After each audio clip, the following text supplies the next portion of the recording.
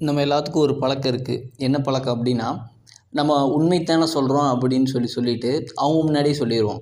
நான் உனக்கு முன்னாடி சொல்கிறது தப்பு இல்லை, உனக்கு முன்னாடி சொல்கிறது தான் தப்பு அப்படின்னு சொல்லுவாங்க. ஆனால் இது உண்மைக்கு புறம்பாக பேசுகிறது. புறம் பேசுகிறது அப்படின்னா, அவங்க இல்லாதப்போ பேசுகிறது தான் புறம் பேசுறதில்ல அப்படிம்பாங்க. ஒருத்தவங்க இல்லை, அவங்கள பற்றி நம்ம பேசுகிறோம். அப்போ இப்படி பேசும்போது அந்த நம்ம பேசின விஷயத்த அவர் கேட்டார்னா என்ன கஷ்டப்படுவாரோ அதுதான் புறம் பேசுதல் அப்படின்னு நம்ம சொல்கிறோம். இப்படி நீங்கள் யோசிச்சு பாருங்கள். ஒருத்தர் இருக்கார், நம்ம முன்னாடியே இருக்கார், நம்ம அவர் முன்னாடியே அந்த விஷயத்த சொல்லும்போது அப்போயே அவருக்கு மனசு கஷ்டப்பட தானே செய்யுது. அதே மாதிரி அந்த நபர் இல்லை, அந்த நபர் இல்லாத போது நம்ம என்ன பண்ணுறோம் அப்படின்னா அவரை பற்றி ஒருத்தர் சொல்கிறோம், அது அவர் காதுக்கு போகும்போது கஷ்டப்படுறாரு. இப்போ ரெண்டுமே கஷ்டம் தானே. அப்போ நம்ம உனக்கு முன்னாடி நான் சொல்லிட்டேன், இது தப்பு இல்லைன்னு சொல்கிறது எப்படி தப்பு இல்லைன்னு நம்ம சொல்ல முடியுமோ அதுவும் தப்பு தான். அதே மாதிரி அவர் இல்லாதப்ப அவர்கிட்ட நம்ம சொல்கிறோம் பார்த்தீங்களா, அதுவும் தப்பு தான். அதாவது நம்ம ஒருத்தர்கிட்ட பேசுகிறோம் அப்படின்னு சொன்னால் அந்த காற்றுகளில் என்ன ஆகுன்னு சொன்னால் நம்ம பேசுகிற விஷயங்கள் பதிவாக்கப்படுது. அது எப்படியும் ஏதோ ஒரு விபத்தில் என்ன ஆகுன்னு சொன்னால் அவருக்கு போய் சென்றே தீரும். நம்ம என்ன தான் மறைவாக பேசினாலும் அதனுடைய அந்த அந்த பேச்சு அப்படிங்கிறது கண்டிப்பாக போகத்தான் செய்யும். இப்போ புறம் பேசல் அப்படிங்கிறது என்ன அப்படின்னா, நம்ம உண்மைக்கு புறம்பாக பேசுகிறோம். என்ன உண்மைக்கு புறம்பாக பேசுகிறோம் அப்படின்னா, ஒருத்தர் ஒரு தவறு செஞ்சுட்டாரு, அந்த தவறை அவர்கிட்டயே நம்ம சொல்கிறோம். உண்மை தானே சொல்கிறோம், அது எப்படி உண்மைக்கு புறம்பாக பேசணும்னு சொல்ல முடியும் அப்படின்னா, இப்போ நீங்கள் சொல்லக்கூடிய விஷயத்தில் உண்மை இல்லை. என்ன உண்மை இல்லை அப்படின்னா, அவர் அந்த தப்பு செஞ்சார், அந்த தப்பை என்னென்னு சொன்னால் அவர்கிட்ட நீங்கள் சொல்லக்கூடாது. சொல்லும்போது மனசு சங்கடப்படுதா இல்லைங்களா? இப்போ இதெல்லாம் நமக்கு என்ன தெரியுது அப்படின்னா, 2 விஷயங்கள் தெரிய வருது. ஒன்று, ஒருத்தர் ஒரு தப்பு செஞ்சிட்டார் அப்படின்னா, நம்ம ஒரு தப்பு செஞ்சுட்டா நம்ம எப்படி நினைப்போம், ஒரு நளினமான முறையில் நம்மகிட்ட சொல்லணும்னு நினைப்போமா இல்லைங்களா? அதாவது அவர் மனசு கஷ்டப்படுத்தாத மாதிரி அந்த விஷயத்தை போய் நீங்கள் தப்பு செஞ்சிட்டீங்கன்னு சொல்லி எடுத்து சொல்கிறது ஒரு வகை. 2வது என்ன அப்படின்னு சொன்னால், அவருக்காக பிரார்த்தனை நம்ம பண்ணுறது. என்ன பிரார்த்தனை பண்ணுறது அப்படின்னா, பிரார்த்தனை அப்படிங்கிறது ஒன்றும் இல்லைங்க. நம்ம மனசில் அவர் ஒரு தவறு செஞ்சுட்டாரு, அவர் மாறணும் அப்படின்னு நம்ம நினைக்கிறோம். அந்த சிந்தனை என்ன ஆகும்னு சொன்னால் அவருக்கு தாக்கத்தை ஏற்படுத்தும். அதே மாதிரி என்னென்னு சொன்னால், நம்ம ஒருத்தருக்கு வழிகாட்டுறது ஒன்று இருக்குது, வழி நடத்துறது ஒன்று இருக்குது. ஒருத்தர் ஒரு தவறு செஞ்சுட்டாரு, அதை சூசகமான முறையில் நம்ம சொல்கிறோம். அதே மாதிரி என்னென்னு சொன்னால் நம்ம செயல்பாடுகள் மூலிமா அவருக்கு காட்டுறோம், எடுத்து காட்டுறோமே தவிர அதே சமயம் அவருக்கு எடுத்து கொடுக்க தான் முடியுமே தவிர அவரை ஃபுல்லாக வழிகாட்டிகிட்டே இருக்க முடியாது. வழிகாட்டலாம், அந்த வழிகாட்டுதல் வழி நடத்திகிட்டே இருக்கணும், கடைசி வரைக்கும் கொண்டு போகணுங்கிற மாதிரி இல்லாமல் அப்படி எளிமையான முறையில் சொல்லிடணும். அப்போ இது என்ன ஆகுது அப்படின்னா, நம்ம ஒருத்தர் ஒரு தவறு செய்யும்போது அந்த தவறை நம்ம சுட்டி காட்டுறோம். அதே சமயம் ஒருத்தர்கிட்ட ஒரு உண்மையாகவே ஒரு குணம் இருக்குது, அவர் நல்லா சிரிக்கிறாரு, நல்லா பழகுறாரு. இப்போ இந்த மாதிரி விஷயத்தையும் நம்ம சொல்லக்கூடாது. ஏன் அப்படின்னு சொன்னால், நம்ம அவங்களுடைய ஒரு நல்லதாக இருந்தாலும் சரி, அவங்களோட கெட்டதாக இருந்தாலும் சரி என்ன அப்படின்னா, நம்ம எதையுமே சொல்லக்கூடாது. எப்போ நம்ம சொல்கிறோமோ அப்படின்னா அதை நம்ம பொருள் வடிவமாக கொண்டு வந்துடுறோம். எப்பயுமே என்ன அப்படின்னா, ஒருத்தர் நல்லவர் அப்படிங்கிறது நம்ம மனதால் இருக்கணுமே தவிர அதை வெளிப்படுத்தக்கூடாது. வெளிப்படுத்தும் போது என்ன ஆகும் அப்படின்னா, இவர் நல்லவர்னு சொல்லும்போது இன்னொரு நபர் பக்கத்தில் இருப்பார், அவருக்கு என்ன ஆகும்னா இவர் மேலே பொறாமை உண்டாகும். என்னடா இவர் நல்லவர்னு சொல்கிறாருன்னு சொல்லி இவருக்கு அவர் மேலே பொறாமை உண்டாகும். இதே சமயம் அவர் தவறாக சொல்லும்போது என்னன்னா, அவரை பற்றி தவறான அபிப்பிராயம் இவருக்கு உண்டாகக்கூடியதாக இருக்குது.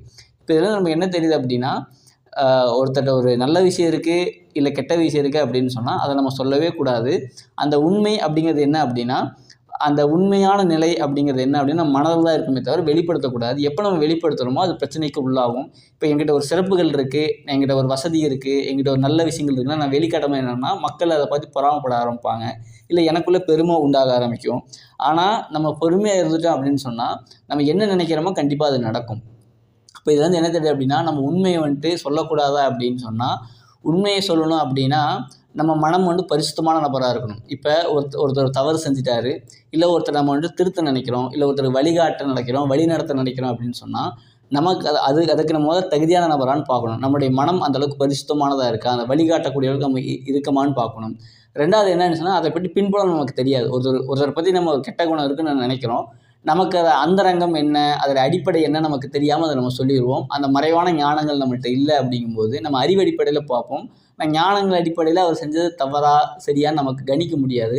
அப்போ நம்ம உண்மைக்கு புறம்பாக தானே பேசுகிறோம். இப்போ உங்களுக்கு புரிஞ்சிருக்குன்னு நினைக்கிறேன். நம்ம அந்த உண்மையை நம்ம நினச்சிட்டு அது உண்மையிலே இது உண்மையான்னு நமக்கு தெரியாமல் நம்ம அதை சொல்லிடுறோம். அப்போ என்ன ஆகுது அப்படின்னா, அது உண்மைக்கு புறமாக நம்ம பேசக்கூடிய நபராக மாறிடுவோம். உண்மையாகவே யார் வழிகாட்ட சரியான நபர் அப்படின்னு சொன்னால், யார் மனம் பரிசுத்தமான நபராக இருக்கிறாங்களோ, யாருடைய மனதில் கவலையோ, துக்கமோ, பயமோ, கோபமோ, பெருமையோ, பொறாமையோ இல்லாமல், சந்தோஷம் அப்படிங்கிறது இல்லாமல் யார் நிம்மதியான அமைதியான நபராக இருக்காரோ, பொறுமையான நபராக இருக்காரோ, அந்த வழிகாட்டக்கூடிய பொறுப்பு இறைவன் யாருக்கு கொடுத்துருக்காரோ, யார்கிட்ட மனம் பரிசுத்தம் இருக்கோ, யாருக்கு இறை தொடர்பு இருக்கோ, யாருக்கு ஞானம் இருக்கோ, அவங்க தான் அந்த உண்மையை சொல்லக்கு தகுதியானவர்களே தவிர அந்த நம்மளாம் ஒரு உண்மை சொல்கிறோம் அப்படின்னா நம்ம உண்மைக்கு புறம்பாக பேசுகிறோம், புறம் பேசுகிறோம் அப்படின்னு தான் ஆகுதே தவிர அது உண்மை கிடையாது. அதே சமயம் ஒருத்தர் இருக்கிற விஷயத்த நம்ம சொல்கிறோம், அதுதான் புறம் பேசுதல். அதே சமயம் ஒருத்தர் இல்லாத விஷயத்த நம்ம பேசுனா அது இட்டுக்கட்டுதல். இல்லாத ஒன்றை நம்ம சொல்கிறோம், அப்போ பொய்யிலையும் பெரிய பொய் சொல்கிறோம் அப்படிங்கிற மாதிரி ஆயிரும். இது வந்து என்ன தெரியுது அப்படின்னு சொன்னால், நம்ம எல்லாத்துலேயும் இந்த ஒரு பழக்கம் இருக்குது. ஒரு தவறு செஞ்சாருன்னா அவருக்கு முன்னாடியே சொல்கிறோம், இல்லை அவருக்கு பின்னாடி சொல்கிறோம். முன்னாடி சொல்கிறதும் தவறு தான், பின்னாடி சொல்கிறதும் தவறு தான். நீங்கள் அவரை மாறணும்னு நினைக்கிறீங்களா? அவருக்காக நீங்கள் ப்ரே பண்ணுங்கள், பிரார்த்தனை பண்ணுங்கள், அதை ஒரு விருப்பமாக வைங்க. அதே சமயம் அவருக்கு அவருக்கு நீங்கள் சொல்கிறீங்க பார்த்தீங்களா, சொல்கிறதுக்கு நீங்கள் தகுதியான நபரான்னு பாருங்கள் ஃபஸ்ட்டு. நான் என்னோடய மனசில் அவர் சொல்கிறதுக்கு பரிசுத்தமான நபராக இருக்கிறேனா, என்கிட்ட அந்த தவறுகள் இல்லாமல் இருக்கா, முதல்ல என்கிட்ட அந்த ஒரு நல்ல நிலைமை இருக்கா, நான் இறை தொடர்புள்ள நபராக இருக்கேனா அப்படின்னு நீங்கள் பாருங்கள்.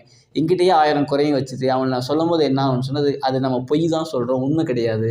அப்போ என்ன அப்படின்னு சொன்னால், நம்ம உண்மையை சொல்லணும் அப்படின்னு சொன்னால், உண்மையாக நம்ம இருக்கணுங்கிறது உண்மை தான். ஆனால் அது உண்மையாக இருக்குதா அப்படின்னு தெரிஞ்சுட்டு நம்ம இருக்கிறதுக்கு என்னென்னா, நமக்கு ஞானங்கள், இறை அறிவு அவசியமாக இருக்குது, மன தூய்மை அவசியமாக இருக்குது.